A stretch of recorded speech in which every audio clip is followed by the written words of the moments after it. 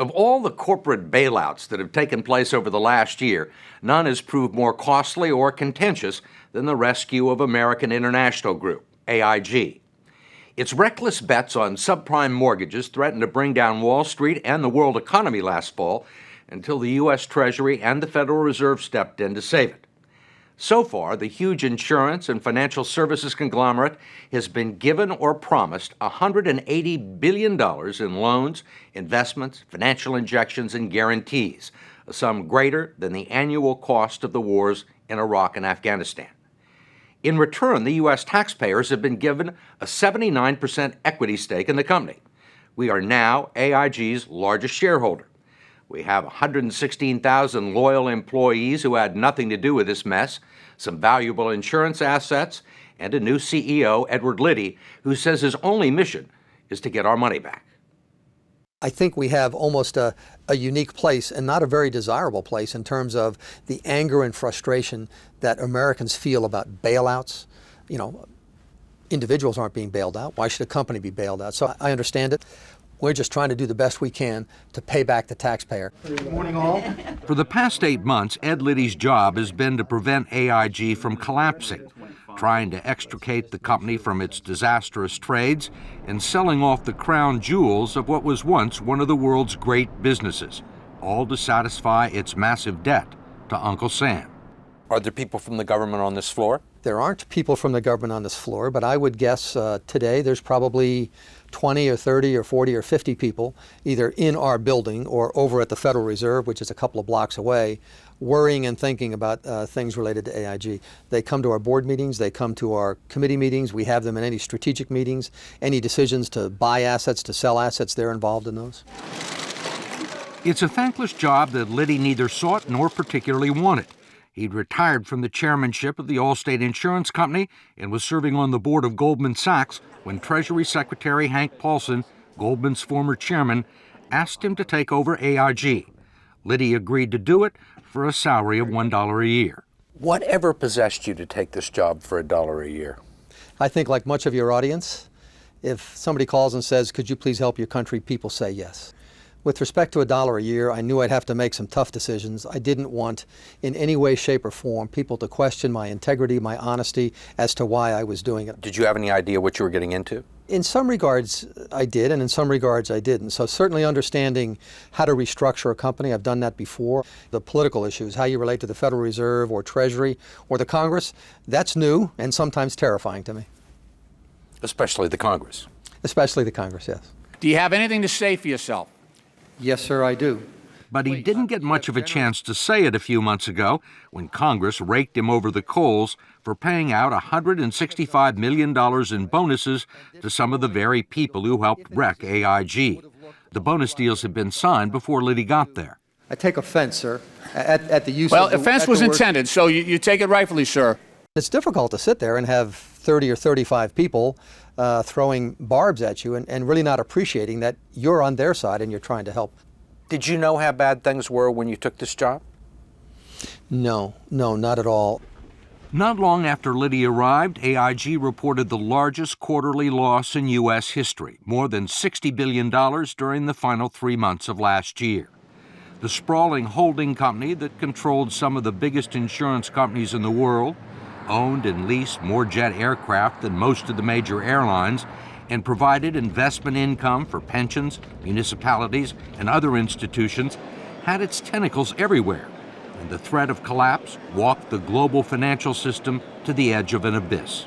I know you're not to blame for any of this, but you are the current proprietor, so to speak. Big picture. What happened? We strayed from our core skills. In the late 80s, we put in something called AIG FP. It wasn't an insurance company. It's a company that dealt in very sophisticated financial products. It was a hedge fund, right? It was a hedge fund. With offices in London and Connecticut, AIG Financial Products had fewer than 500 employees, but it made enough bad deals to destroy the rest of the company. The division was created by longtime AIG chairman Maurice Hank Greenberg, who was forced to resign after an accounting scandal in 2005 and was succeeded by Martin Sullivan.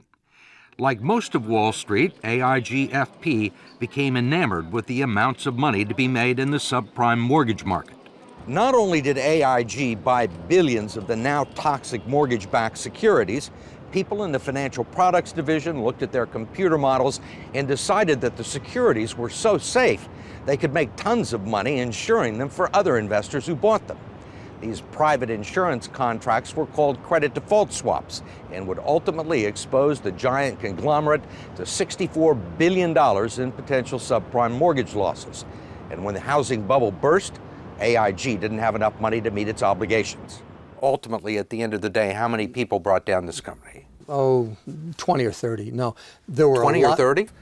How can 20 or 30 people bring down a company the size of AIG? I mean, that requires a lot of failures, doesn't it?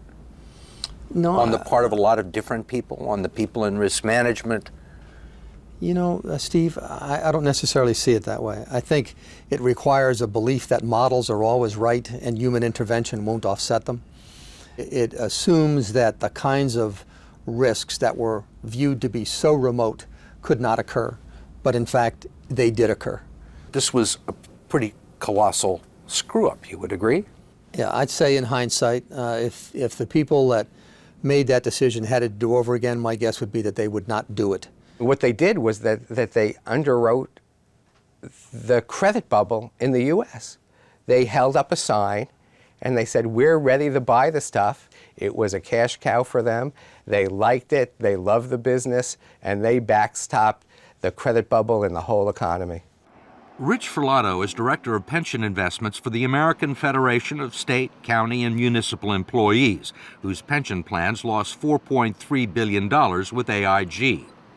He blames company executives, the board of directors, and a compensation system that rewarded short-term profits while ignoring long-term risks. Why do you think the people at AIG-FP took these risks? For the most part, I don't think they saw the risk. They knew the risk was out there, but they were driven because they thought they could make a buck. They were sort of blindsided by the ability to make short-term money.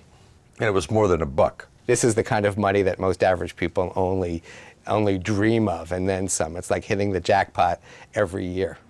At AIG Financial Products, more than 30% of the profits were paid out in compensation, and no one benefited more than Joseph Cassano, who oversaw the London operation that brought AIG down. Cassano, who is holed up in his London apartment, has declined all requests for interviews. Have you ever met Joe Cassano? I never have. But he's clearly one of the 20 people who helped wreck this company. Joe Cassano ran FP for a number of years. According to these figures he made $43 million in 2006, $24 million in 2007, total of $280 million over the course of the 8 years. Do you believe that he was more concerned with the values and the survival of AIG than he was about his own compensation? Based upon those numbers, it doesn't sound like it, but that's pure speculation on my part. Cassano continued to defend his investment strategy even after the subprime mortgage crisis reared its ugly head in the summer of 2007. On a conference call with Wall Street analysts, he said there was nothing to worry about. We see no dollar of loss associated with any of that business. He was off by more than $40 billion. Do you think that Mr. Cassano knew that everything was all right in August of 2007 when he made that statement? Steve, I don't know what he was thinking. You mean like I don't know what he was thinking? I mean like I don't know what he was thinking. Either he didn't know what was going on, which is a kind of frightening prospect, or he did, which would suggest that he and maybe others at AIG-FP engaged in a massive fraud over a period of years. It's one of those two choices. Frank Partnoy is a law professor at the University of San Diego and an expert on the kinds of complicated financial derivatives that ruined AIG. The fraud would be not disclosing the fact, and it turned out to be a fact, that AIG had significant exposure to subprime mortgages. Partnoy says AIG didn't tell its shareholders about its risky positions until June of 2007. And even then, the disclosure was limited to a single sentence buried in a 96-page report. The conduct of AIG's financial products division and its CEO, Joseph Cassano, is now the subject of wide-ranging investigations by the Securities and Exchange Commission and the FBI. and that has made Ed Liddy's job even more difficult. The first thing I did was walk in the door and say, AIG, FP, we're going to shut it down. We are not going to be in that business. But you still have employees that are working at FP, winding the business down. They are, that's correct. They're still getting paid, and they're still getting bonuses. Mm-hmm. You may have said, let's shut it down, but you're not out of that business yet. No, we are not out of business, and it'll take a while for us to be out of it. But we will substantially de-risk and shrink that business by the end of this year. People will be surprised by how much progress we make. Since Liddy took over, he says the troubled, volatile entity has disposed of half of its complex derivative investments. But another 27,000 deals valued at $1.5 trillion are still on the books. We spoke to someone who's intimately familiar with AIG financial products, and he told us that out of the 10 or 20 people who are really involved in the decision-making process, only 2 have left the company, that everybody else is still there. Is that true? Steve, we've had some resignations. We've had some people who have said, I'm going to resign. I'm not going to give you my resignation now because I want to do this professionally and I want to help you. But is it true that only 2 have left?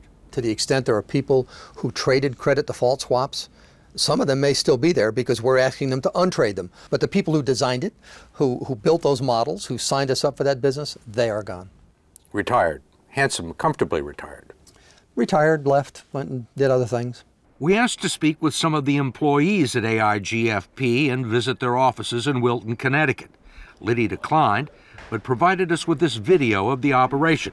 He said people there were still traumatized from the threats and harassment leveled against them during the recent bonus controversy, and no one wanted to talk to us. Busloads of people wound up on their lawns, taking pictures, picketing in front of their houses. Just not a good idea for us to get back into that. Liddy believes the public anger directed against the company and its employees is misguided and counterproductive, making it more difficult to hold on to the people it needs to keep the company going and undermining the value of its most successful and profitable assets, which he is trying to sell. Just this week, the company unloaded its Tokyo office building for $1.2 billion. The AIG brand, once a huge asset, is quickly vanishing. Even the iconic Manhattan headquarters is up for sale. So you are, in effect, the liquidator. Well, there'll be pieces of, I don't think it'll be called AIG, but there will be pieces of this institution left. It'll be much smaller and it'll look a whole lot different. But that's the only choice we have. That's the only way we can pay back the government. All of it? That's what we're committed to doing. He's got a very tough job ahead of him. I don't envy him at all. You seem to be saying that AIG is still not out of the woods. If the economy deteriorates anymore, I think there are more problems out there. We're not an island. We're very much dependent upon what happens in the overall economy and the overall financial marketplace. But we have a plan that we'll execute over the next couple of years that we think has an excellent chance of repaying the federal government.